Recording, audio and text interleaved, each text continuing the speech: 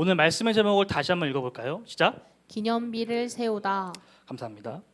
오늘은 기념비에 대한 이야기를 좀 해보려고 합니다. 기념비. 기념비라는 이야기를 들으면 어떠한 이미지가 좀 떠오르시나요? 대답이 없을 줄 알고 제가 설교를 준비하면서 동생에게 물어봤습니다. 야, 기념비하면 뭐가 떠오르냐? 물어봤더니 동생이 하는 말이 기념비, 무엇인가를 기념하는 비석? 그러더라고요. 뭐 맞는 말이죠. 사전적 정의를 좀 갖고 와봤습니다. 어떤 뜻깊은 일이나 훌륭한 인물 등을 오랫동안 잊지 아니하고 마음에 간직하기 위해 세운 비. 두 번째로는 오랫동안 기념하면서 후대에 전할 만한 사실이나 인물 또는 그 업적을 비유적으로 이르는 말이라고 굉장히 멋있게 표현했더라고요. 결국 기념비라는 것은 사람이든 뭐 어떤 사건이든 그것을 잊지 않고 오랫동안 기억하기 위한 것, 그리고 혹은 알리기 위해서 만드는 것입니다. 우리의 역사 속에 이러한 기념비들은 늘상 존재했었어요. 뭐 사회, 집단, 민족, 국가, 시대를 막론하고 이 인간의 역사에는 항상 자신의 권력, 업적, 명예 등을 과시하는데 그것을 또 기념하는데 집중했었습니다. 성경에서는 대표적으로 바벨탑 사건을 이야기할 수 있을 것 같습니다. 바벨탑 사건, 인간의 기념비를 세우는 사건은 이 성경 전체를 관통하는 이 인간의 변하지 않는 죄에 대한 하나님의 고발입니다. 오늘날 우리가 살아가는 이 세상은 어쩌면 수많은 기념비를 만드는 세상일지도 모르겠어요. 자기 이름을 내세우려고 하는 기념비, 자신의 부나 이 권력을 과시하려고 하는 기념비 말입니다. 대표적으로 SNS가 그런 것 같아요. SNS. 알바천국에서 실시한 한 설문조사가 있었습니다. 자존감이 낮아지는 순간 우리 1위에 꼽힌 것이 어떤 취업 실패, 아니면 뭐 연인과의 이별, 아니면 뭐 시험 낭망, 외모에 대한 컴플렉스 이런 게 아니라 행복해 보이는 지인의 SNS를 볼 때 우리는 가장 불행해진다, 자존감이 낮아진다라고 합니다. SNS에 비춰지는 소위 평범한 삶은 사실 지나치게 화려하게 좀 묘사되어 있습니다. 누군가 이 스테이지 위에서 강력한 그 하이라이트, 그러니까 스포트라이트를 받고 있는 그 하이라이트들만 모아놔서 SNS에 올리잖아요. 근데 그 SNS를 보는 우리는 백스테이지에 있는 거죠. 그 백스테이지에서 우리는 부러움을 느끼곤 합니다. 그리고 그러한 평범해 보이는 삶, 그렇게 치장되고 묘사된 그런 삶을 보면서 우리는 선망하게 되죠. 나도 저렇게 살고 싶다라고 말입니다. 그러한 사건들을 보면서 우리는 그 편집된 기념비들이 우리를 초조하게 만듭니다. 결국 인간의 욕망인 거죠. 나도 그러한 기념비를 세워야 될 것 같은. 지난주 말씀에 이어서 오늘 우리가 함께 읽은 이 말씀은 압살롬의 최후에 대한 이야기를 담고 있습니다. 지난 본문이 이 전체적인 전쟁의 상황을 그려주는 이야기였어요. 숲에 대한 이야기입니다. 다윗의 군대의 승리, 압살롬의 군대의 패배. 오늘 이야기는 그보다 좀 작은 그림, 나무에 대한 이야기입니다. 바로 압살롬의 죽음에 대한 이야기죠. 오늘 저는 기념비를 세우고자 했던 곧 이 탐욕과 이 욕망이라는 키워드의 렌즈를 가지고 오늘 말씀을 좀 살펴보고자 합니다. 오늘 본문에는 욕망의 사람, 어쩌면 욕망의 화신인 이 두 사람이 등장합니다. 한 사람은 압살롬이고 다른 한 사람은 요압입니다. 오늘 말씀을 통해 이들이 자신의 욕망을 쫓아 나아간 그 결과가 무엇이었는지 발견하고 우리 안에 있는 이 욕망을 어떻게 다스려야 하는지 깨닫게 되는 하나님의 은혜가 있기를 축복합니다. 우리 함께 말씀을 읽겠습니다. 9절 말씀입니다. 시작. 압살롬이 다윗의 부하들과 마주치니라. 압살롬이 노새를 탔는데 그 노새가 큰 상수리 나무 번성한 가지 아래로 지날 때에 압살롬의 머리가 그 상수리 나무에 걸림에 그가 공중과 그 땅 사이를 달리고 그가 탔던 노새는 그 아래로 빠져나간지라. 아멘. 어린 시절 경도나 뭐 도둑잡기 같은 이 술래잡기 게임을 해본 사람들은 다들 아실 것입니다. 꼭 항상 술래를 피해서 도망다니다 보면 옷이나 뭐 신발끈, 머리카락 같은 게 꼭 항상 어딘가에 걸리곤 합니다. 저도 경도 같은 거 하다가 옷을 많이 찢어 먹었는데 오늘 압살롬이 바로 딱 이런 상황인 것입니다. 전쟁이 한창 치열할 때 압살롬이 이 다윗의 군사들을 맞닥뜨리게 됩니다. 어디서 어떻게 만났는지는 잘 모르겠지만 다윗의 군사들이 혼자 있는 압살롬을 발견하고 추격하기 시작해요. 이에 압살롬은 이 노새, 이 말보다는 좀 작은 이 동물을 타고 황급히 도망치게 됩니다. 막 달려가죠. 그런데 도망치다가 그만 이 압살롬의 머리카락이 큰 상수리 나무 가지에 걸려버리게 된 것입니다. 이 머리카락이 걸려서 몇 가닥 뽑히거나 쥐어뜯긴 정도가 아니라 타고 있던 노새에서 떨어져서 나무에 대롱대롱 매달릴 정도로 이렇게 걸리게 된 것입니다. 사진 하나 보여주시면 감사하겠습니다. 이게 오늘 본문에 기록되어 있는 상수리 나무입니다. 정확히는 이제 테레빈 나무인데 높이가 한 10m 정도까지 자라는 이 나무라고 합니다. 다음 사진 보여주시겠어요? 이 나무 밑에 있는 건데 이 나무의 특징은 이 가지가 이렇게 밑으로 이렇게 뻗는 특징이 있습니다. 그래서 이 나무 밑을 지나갈 때 자칫 잘못하면 옷이나 머리카락 같은 게 이제 걸려서 오도 가도 못하는 상황이 이제 발생하곤 하는 거죠. 감사합니다. 창세기 22장을 보게 되면 하나님께서 아브라함에게 한 가지 명령을 내리십니다. 너가 정말 나를 사랑하냐? 그렇다면 너가 가장 사랑하는 너의 독자 아들 이삭을 나에게 번제로 바쳐라 라고 말씀을 하십니다. 그 말씀에 아브라함이 순종해서 산에 올라가 아들 이삭을 하나님께 바치려고 칼을 들어서 내려 꽂으려고 할 때 천사가 말리죠. 그리고 나서 아브라함이 눈을 들어 주위를 살펴보니 한 나무에 수당 한 마리가 뿔이 걸린 채 있었는데 바로 여기에 등장하는 이 나무가 바로 이 상수리 나무, 테레빈 나무입니다. 아브라함 때는 수량이 걸렸는데 오늘은 압살롬이 걸리게 된 것이죠. 양의 좀 크고 두꺼운 뿔이 나무까지 걸려서 오도 가도 못하는 건 우리가 좀 상상이 되는데 압살롬은 머리카락이었잖아요. 이 사람의 머리카락이 몇 가닥 나무까지 걸린다고 해서 오도 가도 못할 정도로 공중에 붕 뜰 정도로 매달릴 수 있을까요? 그건 아니겠죠. 머리떡 껴보신 분들은 아실 겁니다. 성경을 사무엘하 14장 25절 이하에서 압살롬에 대한 외모적인 평가를 이야기하고 있습니다. 압살롬은 굉장히 잘생겼다라고 이야기를 해요. 그러면서 26절에 이 압살롬의 머리숱이 어마어마했는데 그가 1년에 한 번씩 머리를 자를 때 그 잘린 머리카락의 무게만 200세겔이었다라고 말합니다. 200세겔은 오늘날로 환산해 보면 약 2.3kg 정도 됩니다. 그러니까 민수가 잘생긴 압살롬인데 민수의 머리 위에 1리터짜리 생수병이 두세 개 정도 더 달려있다고 생각하시면 됩니다. 그 정도로 머리숱이 풍성한 사람이었어요.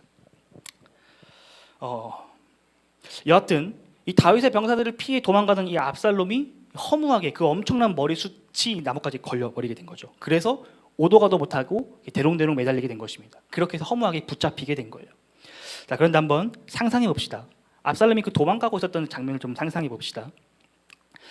다윗의 그 병사들이 압살롬을 처음 발견했을 때 어느 정도 거리가 있지 않았겠습니까? 그렇겠죠. 그리고 그것을 보고 압살롬이 급하게 노새를 타고 도망을 가니까 어느 정도 그 둘 사이에 그 거리 차이가 있었을 것입니다. 다윗의 병사들은 보병이었을 거예요. 이 당시는 기원전 10세기이기 때문에 가축화가 많이 되지 않았습니다. 그래서 왕이나 왕자, 군대 사령관급이 아니면 사실 뭐 말이나 노새 같은 걸 탈 수가 없었어요. 그러니까 보병과 노새를 타고 도망가는 압살롬, 이 거리 차이가 상당했을 것입니다. 그런데 그러니까 이 얘기는 상식적으로 압살롬이 자신의 묶인 머리를 풀고서 또는 자르고서 도망갈 수 있는 시간이 있었다라는 것입니다. 제가 하고 싶은 말은. 그런데 문제는 압살롬이 그러지 않았다라는 거죠. 왜일까요? 왜 압살롬은 자신의 머리카락을 풀거나 자르지 않고, 그러니까 끊지 않고 도망가지 않았을까요? 혹시 충격으로 혹시 기절했던 걸까요? 이 교통사고를 당해보신 분은 아실 겁니다. 제가 어렸을 때 초등학교 저학년 때였던 것 같은데 이 동네 슈퍼마켓에 고래밥 사러 간다고 무단횡단을 하다가 오토바이에 치여서 이렇게 공중에서 한 바퀴 붕 떠서 툭 떨어진 적이 있습니다. 제가 기절하진 않았는데 좀 한동안 정신 차리기가 힘들더라고요. 압살롬이 노새를 타고 달리다가 머리카락이 탁 순간 걸렸으니까 기절했던 걸까요? 그럴 수도 있겠지만 오늘 본문을 우리가 다 읽어서 알다시피 요압이 올 때까지 압살롬이 대롱대롱 매달려 있었다는 걸 봤을 때 충분한 시간이 있었다는 걸 알 수 있습니다. 그러니까 즉 기절했더라도 정신을 차릴 시간이 충분했다는 거죠. 그렇다면 도대체 압살롬은 자신의 머리카락을 끊지 않고 도망가지 않은 이유가 도대체 뭘까요? 답은 하나죠. 머리카락을 자를 수 없었던 겁니다. 압살롬에게 있어서 그의 머리카락은 자랑거리였어요. 자랑거리. 고대 사람에게 풍성한 머릿결은 자랑이었습니다. 세상 사람 모두가 부러워하던 것이었어요. 그렇다고 해서 이 머리카락이 그 자랑거리가 목숨보다 소중할까요? 참 미련합니다. 그런데 아이러니하게도 우리 주변에서 이와 같이 어리석은 일들이 얼마나 많은지 몰라요. 오늘날로 치면 이 압살롬의 이 풍성한 머리카락은 뭐 에르메스 명품백 또는 고급 외제차, 민수가 좋아하는 포르쉐 정도로 보일 수 있을 것 같습니다. 아름다운 외모를 가진 연예인들이나 인플루언서들이 사용하고 먹는 음식, 화장품, 옷, 어떤 취미 생활을 우리가 따라하려고 하는 것과 굉장히 비슷한 개념입니다. 우리의 욕구와 열망과 비슷해요.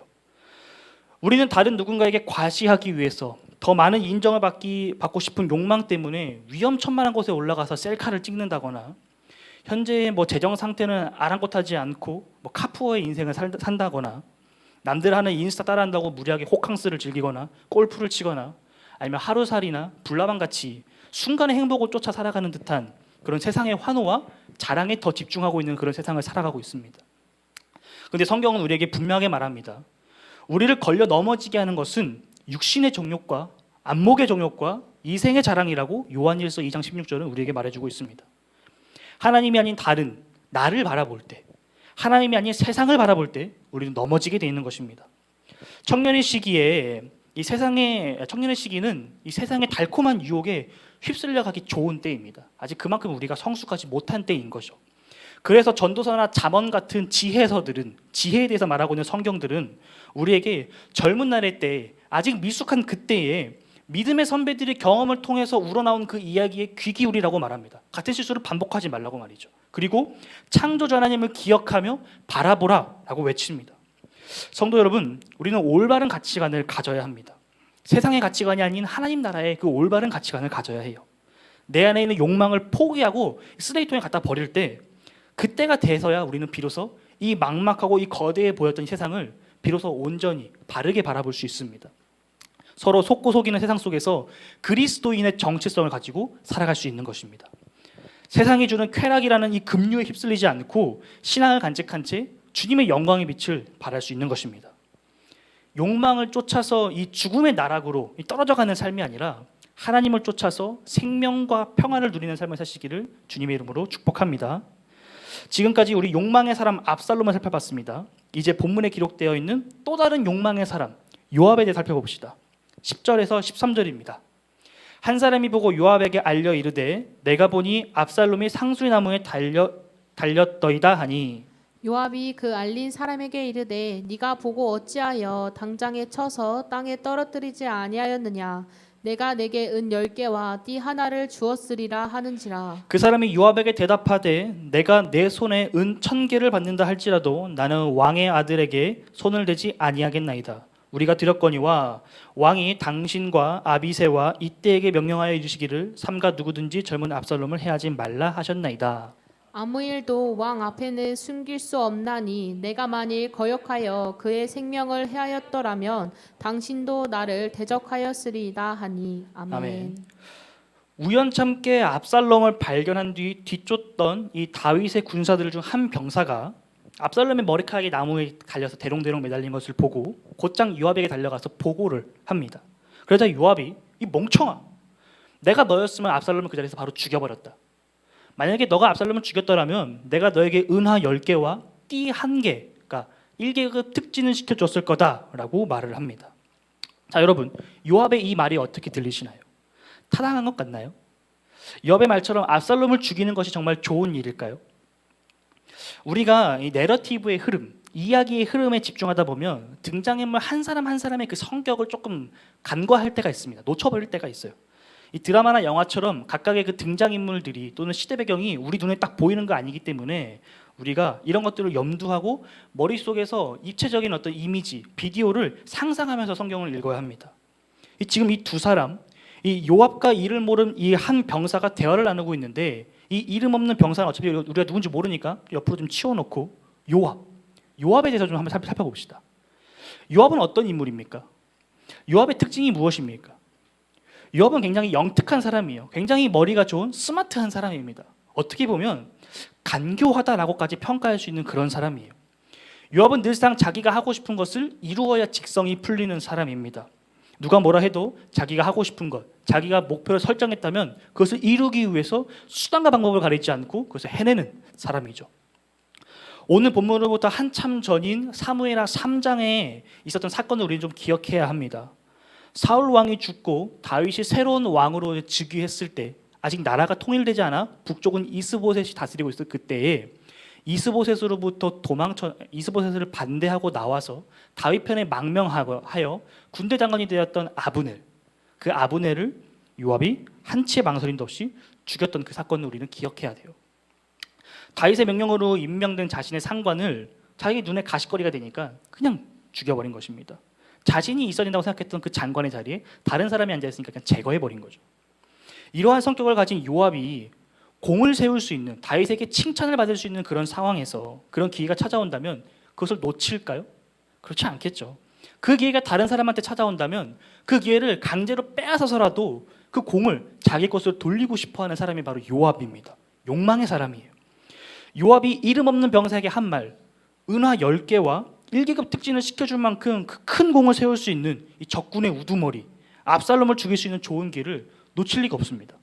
어떤 수를 써서라도 압살롬에게로 급하게 달려가서 그의 목을 직접 잘라야겠죠. 그런데 왜 요압은 당장에 압살롬에게 달려가지 않을까요? 정말 압살롬을 죽이는 것이 그에게 이득이었더라면 현 상황에 이름조차 기록되어 있지 않은 이 병사가 자신에게 보고했으니까 상을 주고 자기는 급하게 달려가서 압살롬을 죽여야 되는 거 아닐까요? 그런데 요압은 오늘 본문에서 가만히 있어서 이 병사와 논쟁을 벌입니다. 한 가지 더 생각해 보겠습니다. 요압의 입장에서 압살롬을 죽이는 것이 유익할까요? 아니면 생포하는 것이 유익할까요? 이 전쟁의 성격은 지난주에도 목사님께서 말씀하셨지만 대장잡이입니다. 적군을 더 많이 죽이는 것이 승리의 요인이 되는 그런 전쟁이 아니라 내전이기 때문에 상대방의 리더만 잡으면 끝이 납니다. 요압의 입장에서 한시라도 빨리 적군의 우두머리니 압살롬을 잡는 것이 유리해요. 생포든 죽이는 거든 승리를 취할 수 있는 가장 안전하고 빠른 길입니다. 지금 다윗의 군대는 수적 열세이기 때문에 수풀에 들어가서 싸우고 있습니다. 이 다윗의 군사들이 제 아무리 노련하고 실전 경험이 많은 사람이라 하더라도 이 숫자 싸움에서는 밀릴 수밖에 없어요. 계속해서 밀고 들어오는 압살롬의 군대를 막아내기에는 체력적으로 무척 힘이 듭니다. 가능한 한 빨리 압살롬을 잡는 것이 승리를 위한 가장 빠른 길이고 안전한 길인 동시에 내전으로 인한 피해를 최소화시킬 수 있는 길이에요. 이 피해를 최소화시킨다는 포인트에서 또 하나 생각해 볼 것이 생포하는 것이 죽이는 것보다 훨씬 어렵다라는 것입니다. 전쟁 영화나 액션 영화 같은 걸 보시면 이제 알 수 있듯이 생포하기 위해서는 타겟 근처에 있는 모든 적을 초토화시켜야 됩니다. 무력화시키고 그곳에 들어가서 구출해 내야 되는 거죠. 잡아오거나. 이 자체가 매우 위험한 작전입니다. 사살이 목표라면 그냥 멀리서 화살 쏴서 끝내버리면 되는데 말이죠. 또한 생포하기 위해서 다윗의 군사들은 매우 힘들게 싸웠을 거예요. 생포를 해야 되니까 강하게 공격할 수가 없잖아요. 그러니까 좀 간을 봐가면서 공격을 해야 되니 아마 그 가운데서 아마 좀 어려움이 있었겠죠. 압살롬을 잡은 다음 그에 대한 처분 또한 굉장히 중요합니다. 이 모든 일은 압살롬으로부터 비롯되었기 때문이에요. 압살롬은 다윗 왕에게 반기를 들었던 반역자, 반란 세력의 우두머리입니다. 그에 대한 확실한 심판, 징계가 필요합니다. 만약 압살롬을 산채로 다윗에게 데려간다면 다윗이 압살롬을 어떻게 할까요? 처벌할까요? 아마 풀어주지 않을까요? 그런데 이것은 어디서 많이 본 장면이죠.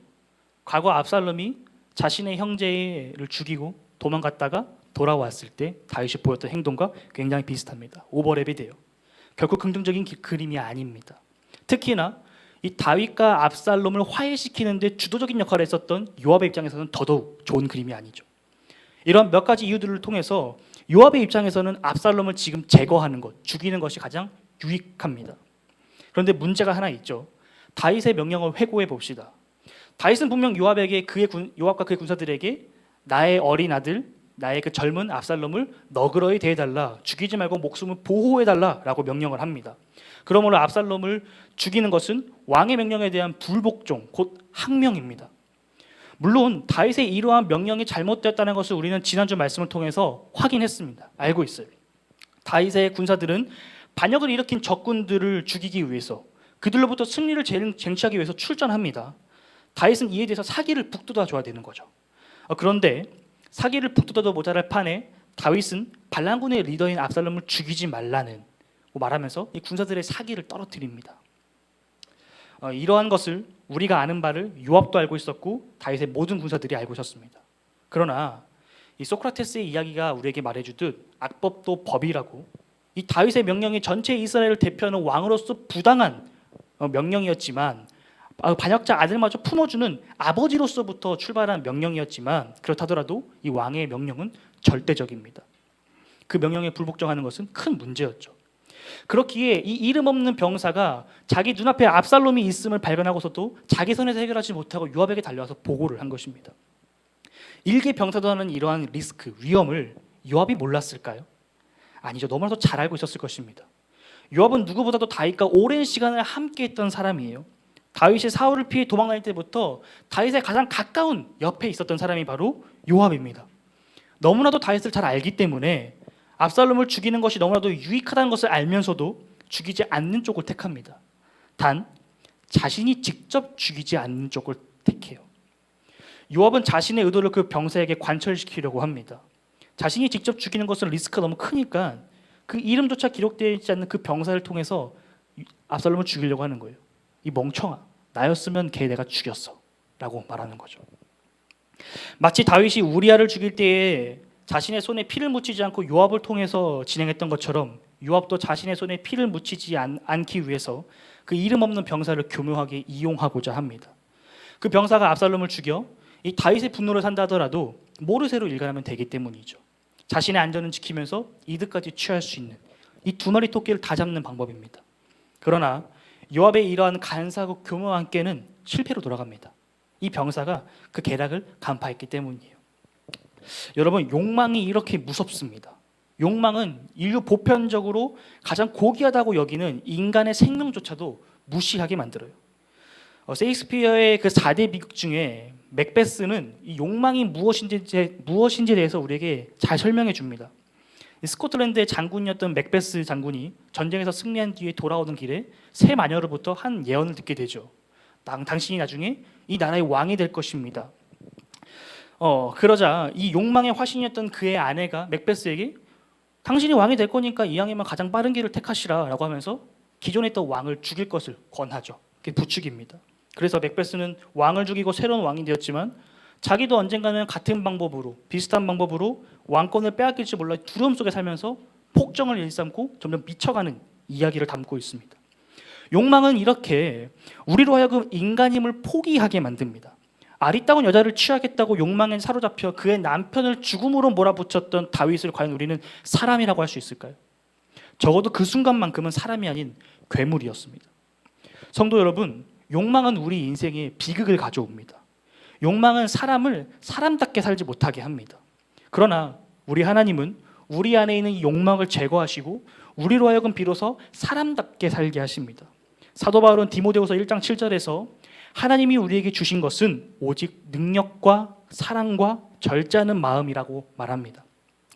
브레이크가 풀린 자동차처럼 욕망을 쫓는 삶이 아닌 성령 하나님과 동행하며 욕망을 따르지 않고 욕심을 절제하는 지혜로운 하나님의 자녀가 되시기를 주님의 이름으로 축복합니다.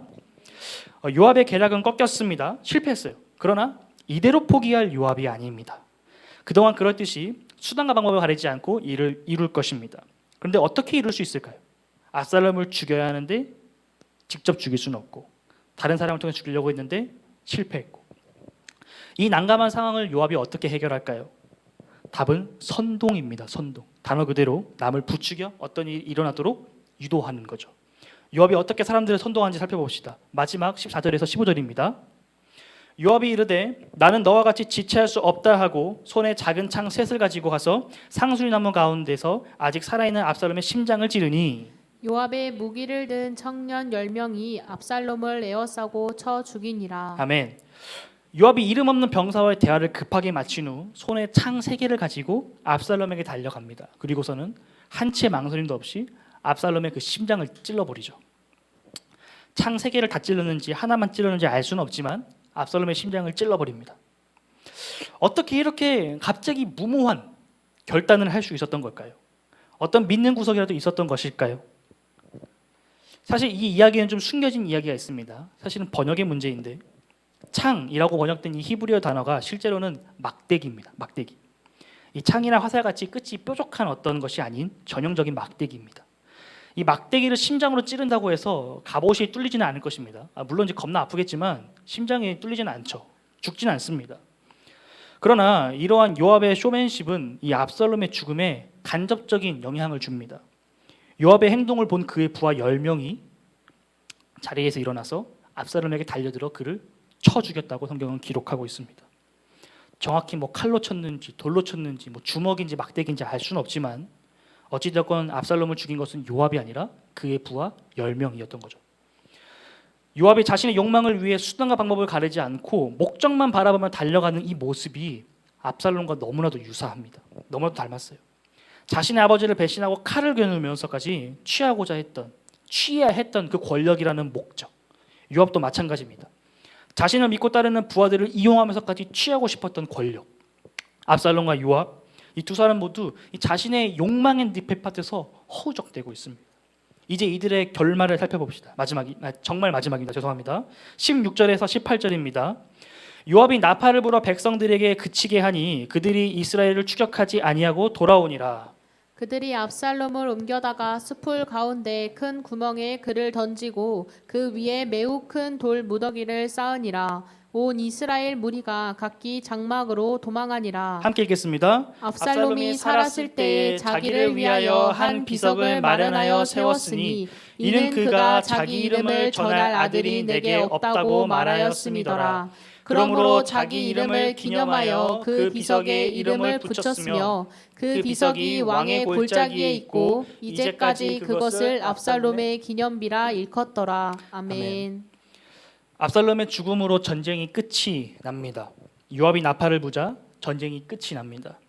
압살롬이 패하고 다윗이 승리하였음이 온 천하에 선포된 것입니다. 패배한 압살롬의 군대는 각자 살 궁리를 찾아 숲으로 빠져나와 각자의 집으로 돌아갑니다. 요압과 그의 부하들이 압살롬의 이 시체를 어떻게 수습해야 될지를 놓고 고민에 빠집니다.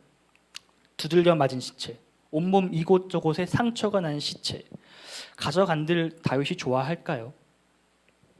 말끔히 깔끔하게 멀쩡하게 정돈된 시체라더라도 이 다윗의 마음은, 이 아버지의 마음은 찢어질 것입니다. 그런데 두들겨 맞아서 온몸에 상처가 난 시체라면 차라리 가져가지 않는 게 더 나을 수도 있을 것 같아요. 결국 이들은 압살롬의 이 시체를 근처에 있던 구덩이에 넣고 돌 무더기를 쌓아 매장하기로 결정합니다. 사실상 아무도 찾을 수 없는 전쟁터 한가운데 시체를 유기한 것입니다. 이렇게 모든 것이 끝났습니다. 굉장히 허망하죠. 압살롬이 그토록 가지고 싶었던 권력, 그 욕망의 끝은 결국 이처럼 초라한 죽음이었습니다. 두들겨 맞은, 아무도 찾을 수 없는 구덩이에 버려진 죽음. 그토록 쫓았던 그 무엇 하나도 남아있지 않았습니다. 그렇게 압살롬은 허망한 개인적 종말을 맞이합니다. 오늘의 이 이야기가 여러분들께 어떻게 들리시나요? 그저 압살롬이라는 한 반역자가 몰락하는 이야기로 들리시나요? 아니면 욕망에 눈이 먼 사람들의 이 피 튀기는 정치 싸움의 이야기로 들리시나요? 우리가 너무 사람만 봤죠. 그렇다면 오늘 본문에서 우리 하나님은 이 사건 가운데 무엇을 하고 계셨을까요? 그저 각자 욕망에 눈 먼 이 압살롬과 이 요압을 그저 지켜만 바라보고 계셨을까요? 아니면 오늘 상황에서 한 발짝 뒤로 물러서서 빠져 있었던 것일까요? 이 사무엘서를 관통하는 아주 중요한, 정확히 그냥 성경 전체를 관통하는 굉장히 중요한 신학적 키워드가 있습니다. 그것은 바로 인과율, 인과관계예요. 원인이 있다면 결과가 있는 것. 콩 심은 데 콩 나고 팥 심은 데 팥 나는 것. 하나님의 말씀, 곧 율법에 순종하면 복을 받고 율법에 순종하지 않으면 저주를 받는. 인간의 모든 행동 뒤에는 반드시 그 합당한 열매를 맺게 하시는 하나님의 손길이 숨겨져 있습니다. 그래서 다윗이 사울 왕을 피해서 다닐 때 하나님이 기름 부은 그 왕을 죽이지 말라고 강조했던 것입니다. 사울이 아무리 부덕한 왕이라 할지라도 그를 존중하고 배려했던 것이 바로 이러한 성경의 가치관에서 비롯된 것이었습니다. 하나님께서는 반드시 보응하십니다. 하나님께서는 응답하시어 보답하십니다. 선에는 상으로 악에는 벌로 말이죠. 오늘 본문에 숨겨진 하나님의 일하심이 있습니다. 하나님의 응답하심이 새겨져 있어요. 압살롬은 오늘 본문 시작하는 부분부터 끝나는 부분까지 계속해서 혼자 있었습니다. 왕을 보호해야 되는 전투에서 왜 압살롬은 혼자 있었을까요? 왜 그 주변에는 아무도 없었던 것일까요? 그 혼자 있던 압살롬은 어쩌다가 다윗의 군사들에게 발각되게 된 것일까요? 우리 다시 한번 9절 말씀을 볼까요? 9절 다시 한번 읽어볼까요? 압살롬이 다윗의 부하들과 마주치니라. 아멘. 이 9절에서 히브리어 성경 원문은 압살롬이 다윗의 종들을 우연히 마주치게 되었다라고 표현하고 있습니다. 우연히. 다윗의 군사들이 압살롬을 발견한 것은 그들의 뛰어난 첩보가 아니었습니다. 그들의 촘촘히 어떤 포위망을 만들어서 압살롬을 그 안에 가둔 것이 아니었습니다. 그저 어쩌다 우연히 발견하게 된 것입니다. 정말 뜻밖의 장소에서 상상조차 하지 못했던 그 타이밍에 압살롬과 마주치게 된 거예요. 사람의 계획이 아니라는 것입니다. 하나님의 일하심에는 우연이 없습니다. 우리의 시선에서, 우리의 생각에서, 우리 계획 밖의 일이 일어나게 되면 우리는 그것을 우연이라고 생각하지만, 시간과 공간을 초월하시는 그 하나님의 시선에서는 모든 것이 하나님의 일하십니다. 우연이 없어요. 그 병사의 눈에는 압살롬과의 만남이 우연이었지만 하나님의 시선에서는 하나님의 계획이었고 하나님의 일하심이었습니다. 하나님께서는 그동안 압살롬이 뿌리고 심었던 그 씨앗들의 열매를 하나둘씩 거두기 시작하십니다. 형제를 죽이고 백성들을 거짓으로 선동하고 아버지께 반역을 저지르고 아버지의 첩과 동침한 이 하나님의 말씀, 곧 율법을 어긴 이 죄인을 하나님께서 기름 부으신 왕에 대하여 반역을 저지른, 결론적으로 하나님을 향하여 반역한 인간에게 임하게 되는 하나님의 심판을 압살롬에게 내리십니다. 율법을 수없이 범한 자의 최후로 하나님께서 내리신 재앙, 이 심판은 그가 나무에 매달리는 것이었습니다. 압살롬이 우연히 도망치다가 나무에 머리카락이 걸린 것이 아닙니다. 이는 하나님의 심판이에요. 신명기 21장 23절에 따르면 나무에 달린 자는 하나님께 저주받은 자다라고 분명하게 말하고 있습니다. 하나님은 압살롬을 저주했습니다. 그는 돌아올 수 없는 다리를 건너버린 거예요. 하나님의 심판이 압살롬에게 임했습니다. 부모를 공경하지 않고 살인을 일삼으며 아버지의 첩과 동침했던 압살롬은 그에 해당하는 율법의 처벌과 동일하게 쳐죽임을 당했습니다. 아주 비참하고 허망한 죽음을 맞이하게 된 것이죠. 더군다나 왕으로서 또는 왕자로서 누릴 수 있는 호화스러운 장례식과는 너무나도 거리가 먼 이 유대인의 전통처럼 가족 묘지에조차 안장되지 못하게 되는, 어쩌면 시체 유기에 더 가까운 경멸적인 방식으로 매장되었습니다. 자신의 이름을 내세우기 위해 세웠던 기념비는 그저 압살롬의 무익하고 허망한 이 왕권을 떠올리게 하는 아이러니, 역설이 되었습니다. 온 세상을 지으시고 다스리시는 이 존엄하신 왕이신 하나님을 거부하고 스스로 왕이 되고자 욕망을 품고 선악을 알게 하는 나무 열매를 따먹었던 아담과 하와가 에덴에서 쫓겨났던 것처럼 하나님께 바쳐진 이 거룩한 것을 취하고자 욕망을 품고 손을 댔다가 백성들에게 돌을 맞아 죽임을 당한 아간처럼 율법을 수없이 범한 압살롬의 최후는 이토록 허망합니다. 뉴 아메리칸 주석의 시리즈를 썼던 이 로버트 버거는 오늘의 이 이야기를 이렇게 정리합니다. 어떤 군대도 압살롬을 잡아 징벌하진 못했지만 하나님은 직접 압살롬에게 저주를 보내 이 반역자를 한 번에 잡아 징벌받게 했다. 토라, 율법의 무시무시한 심판은 신뢰할 수 있다는 것이 증명되었다. 여호와가 자기 율법을 확인해 준 것이다. 하나님께서 일하신 것입니다. 압살롬과 마찬가지로 요압의 최후도 허망합니다. 오늘 보면 밖에 기록된 내용입니다만 결국 요압은 이 사건으로 인해서 강등당합니다. 다윗이 명확하게 압살롬의 죽음에 대한 원인 규명을 하지 않고 요압의 강등 이유를 밝히고 있지 않기 때문에 직접적인 영향이라고 바라보기 어려울 수도 있겠지만 그렇다고 아무런 영향이 없었다라고 보기도 어렵습니다. 또한 다윗이 죽기 전에 솔로몬에게 유언을 남길 때 이러한 요압의 전행들을 고발하며 그에 합당한 처벌을 내릴 것을 명령합니다. 그러자 솔로몬이 이를 이행해서 요압을 처형합니다. 요압의 말로 또한 초라하고 허망합니다. 예수님의 가르침처럼 칼을 가지는 자는 다 칼로 망하게 된 것이죠. 오늘 말씀의 결론을 맺겠습니다. 오늘 본문은 욕망을 따르는 삶이 얼마나 허망한지, 나의 기념비를 세우고자 하는 노력이 얼마나 무가치하고 어리석은지 우리에게 말해줍니다. 제가 예전에 설교할 때도 한 번, 두 번 말씀드린 적이 있었던 것 같은데 저는 감투 쓰는 걸 굉장히 좋아합니다. 좋아해서 많이 써봤고 그 과정에서 많이 데이기도 했습니다. 그리고 이제는 그만해야지 하다가 올해는 원회장이라는 감투를 썼습니다. 제가 썼던 그 감투들은 그동안 제가 세웠던, 무수히 많이 세웠던 기념비들이었습니다. 자리가 주는 인정과 권력이 좋았습니다. 그리고 거기서 맺어지는 관계들이 좋았어요. 고등학생 때는 키리오스라는 기독교 동아리에서 활동을 했고 학부 때는 솔라피데라는 찬양팀, 신학과 학생회, 17학번 기도 모임 등 이 다양한 활동들을 할 때 그 활동 하나하나가 또 거기서 제가 맡은 역할과 자리 하나하나가 제게는 기념비였습니다. 어쩌면 하나님을 향한 열심보다 그 자리를 꿰차기 위한 열심으로 임했던 적도 있었던 것 같아요. 지금 와서 돌이켜보니 다 부질없더라고요. 그때는 아등바등 내가 아니면 안 될 것처럼 목숨을 걸고 발버둥 쳤는데 이제 와서 돌이켜보니 너무 부끄럽습니다.